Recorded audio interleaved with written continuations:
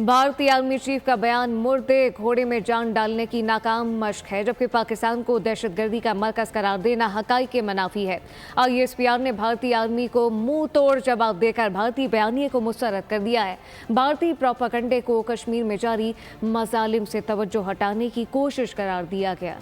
भूपेंद्र द्विवेदी का बयान भारत का पिटा हुआ मौकिफ है। कोशिश मुर्दा घोड़े में जान डालने की नाकाम मशक है। भारतीय आर्मी चीफ की हर्जा सराई पर पाक फौज का सख्त मुंह तोड़ रद्द अमल।